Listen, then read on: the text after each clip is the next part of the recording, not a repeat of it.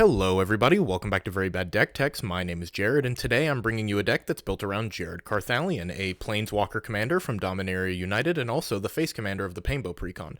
That Precon is the second commander deck I ever played, and since this set came out right around the time I started playing Magic, I have a lot of nostalgia for this card, so I decided to build another deck around it. That, and it's fun because we're literally the same guy, our names are spelled the same, and we even look alike, except he's, white and way more jacked and also much more handsome than me. But anyways, Jared Carthalion is a planeswalker that can be your commander for WUBRG that has the ability to gain 1 loyalty to make a 3/3 Kavu creature token that's all colors, spend 3 loyalty to choose 2 creatures and put +1/+1 counters on them equal to the number of colors they are, or spend 6 loyalty to return a multicolored card from your graveyard to your hand.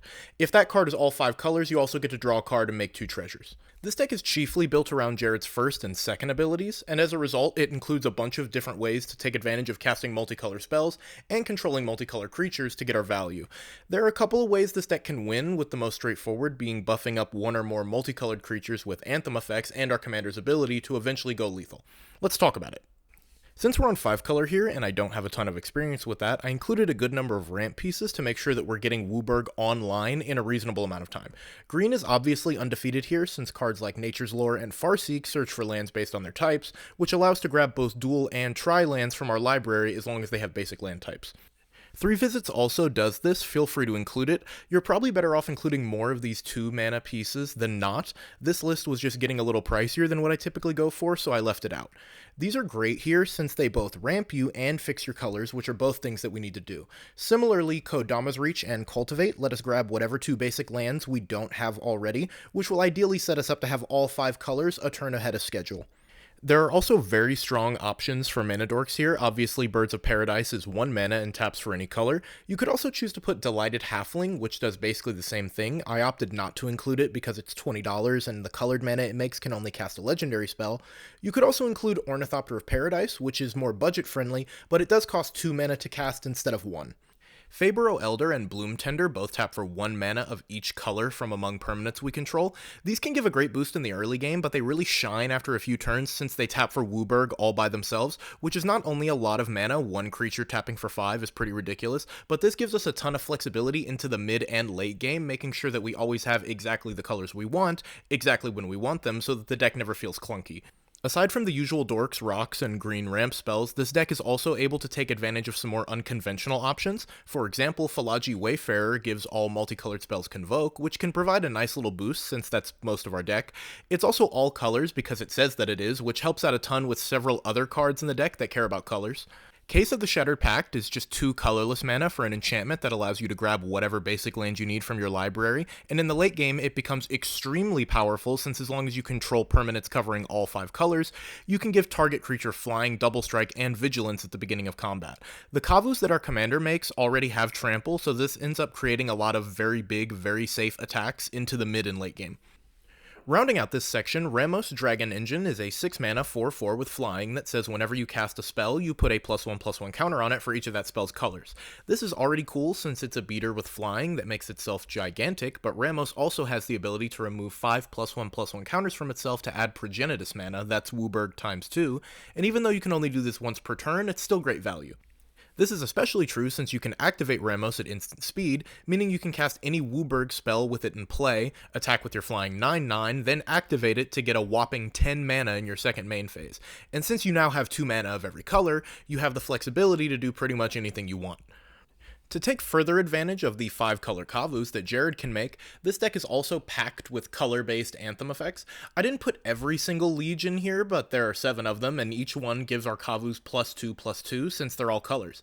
If you wanted to adapt this deck to make it a bit more powerful, you could certainly cut some or all of these, but I think these are good, clean fun, and they pair nicely with one of my favorite cards in the deck being Sovereign Okaneka How.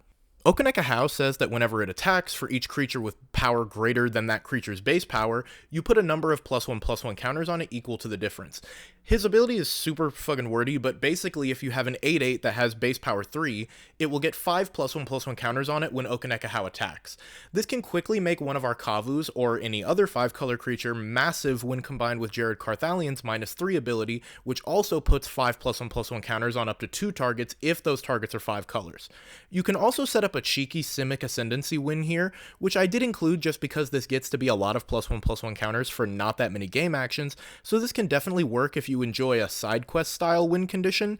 This is another card you could probably cut, but I think it's fun here, so it's in my list. Being on 5 color allows us several card slots for stuff that's just a ton of fun. This is my favorite aspect of the deck. These aren't extremely efficient or anything, but they're big, dumb, commandery things that even the most cynical among us can appreciate. One example is Scion of Draco, which is a 12 mana 4/4 with flying that has Domain, making it cost 2 less to cast for each basic land type among lands we control. This should always be online after a few turns anyways, and is even easier with Leyline of the Guild Pack and Dryad of Elysian Grove, which both give all lands we control every basic land type. The payoff for this is rad, since Scion of Draco gives each creature you control Vigilance if it's white, Hexproof if it's blue, Lifelink if it's black, First Strike if it's red, and Trample if it's green. This seems goofy, and it kind of is, but that's what I love about it, and it's also extremely punishing if you can get it out early. Omnath Locus of All is a much better card, but still a ton of fun. It costs Wooburg, but if you want, you can pay 2 life rather than pay the black in its mana cost.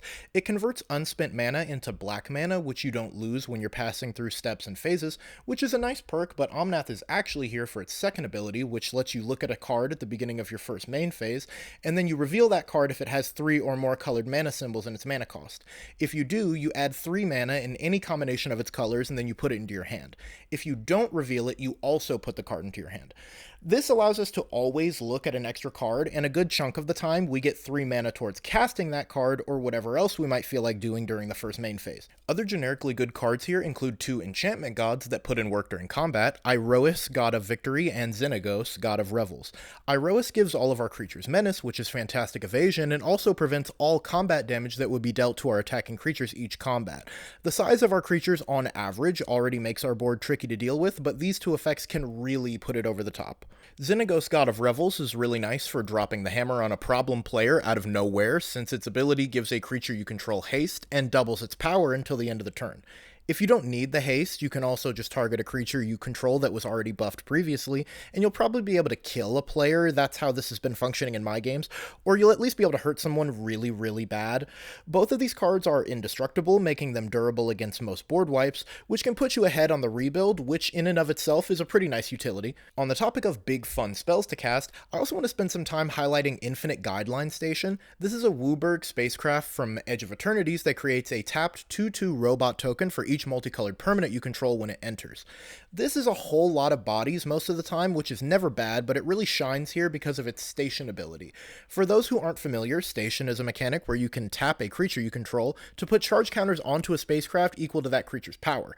And once you have a certain number of those charge counters, your spacecraft becomes a creature and you get an effect. Infinite Guideline Station has Station 12, which isn't too bad for us given how big our creatures get, and once stationed, it becomes a 7/15 with flying, and whenever it attacks, you draw a card for each multicolored permanent you control. This is fantastic explosive card draw, and it's attached to a 5-color flyer, which also makes it a very good target to pump with Jared. Spark Double is a much more straightforwardly powerful card than some of the others I've mentioned, but still a ton of fun to play with. It's 4 mana and can enter the battlefield as a copy of target creature or planeswalker, except it isn't legendary. This is a flexible card, but for me, it's almost always a copy of Jared Carthalion. You can make multiple Kavus, you can buff your creatures a ton, or you can do both abilities on the same turn. It's pretty electric stuff. Since the 5-color Kavu tokens are our bread and butter, I also included some light token support here, nothing crazy, but if you wanted to run a bunch of doublers, you certainly could. I did add in Adrix and Nev twin casters. It's one of the cheaper doublers, and it also has Ward 2. Aven Windguide gives all of our creature tokens flying and vigilance. This will help us go right over the top of our opponents, and also means that we'll have several huge Kavus to block without ever having to sacrifice any damage. These cards pair beautifully with the Kavus, but also with General Ferrus Rokirik, who is a 3-mana 3/1 with hexproof for monocolored, and also makes a 4/4 red and white golem every time that we cast a multicolored spell. This is a huge body to get for just doing the thing we wanted to do anyway, and with the number of anthems in the deck, these can also be a formidable threat all on their own. Rounding out the token support, I added in Growing Ranks. This just lets you populate at your upkeep, giving you a Kavu to go with your Kavu. This helps build up a wide board slightly faster, but if I was going to put a Parallel Lives in the deck, this is probably the slot that I would put it in. In terms of removal and interaction, we have several of your garden variety options, Counterspell, Beast Within, Generous Gift, etc., as well as several more synergistic options. To wipe the board, we have Mandate of Abaddon and Fell the Mighty, which are pretty cool here since they let us destroy all creatures with power less than or greater than a target creature we control. I like this a lot just because we have the ability to make multiple creatures very large, meaning we have a lot of opportunities to use this to control our own destiny by choosing up or down depending on what the board is looking like. I also tossed in Pure and Simple, which is 3 mana to either destroy any multicolored permanent or destroy all auras and equipment. You can put whatever you like in this slot, to be honest. I just like this because it's 3 mana, multicolored, deals with all types of permanents, and has that funky 50-50 border, which I'm a super big fan of. Mana Cannons is a 3 mana enchantment that can deal damage to any target whenever you cast a multicolored spell for each color that the spell is. This can be nice late game player removal and can also help you chip away at people's boards without really needing to sacrifice any resources on your end. You just cast spells as normal and accumulate value. There are also some personal favorites of mine in here, like Alpha Deathclaw and the Kami War, which could certainly be cut if efficiency is your main priority, but I personally have plenty of efficient low-to-the-ground decks, and every once in a while I like to give myself a little treat. Plus, just look at the art on O Kagachi, that's fucking sick, you can't tell me it's not. But anyways, this deck has been a favorite of mine to play over the past couple of weeks. It does win its fair share of games, but the thing I'm liking so much is that you don't have to do much to have a fun game of Commander with it. There's not some super techie line you have to hit, you just sort of play the cards that you have in your hand and have a good time. It feels very responsive on account of the Planeswalker Commander. You can just start doing stuff as soon as Jared hits the table, and you usually only need a Kavu or a couple of buffed creatures to really get you started, making this an ideal deck for turning your brain off at the end of the night and having a lovely time with your friends. Alright folks, I will leave it here. I appreciate you checking out the video. Please leave a like if you liked it. YouTube tells me that pretty much no one who watches these videos is subscribed, so if you'd like to see more from me, you can subscribe to the channel for more of my stuff. But in the meantime, this has been a Very Bad Deck Tech. I have been Jared, and I will see you all in the next one. Stay safe out there.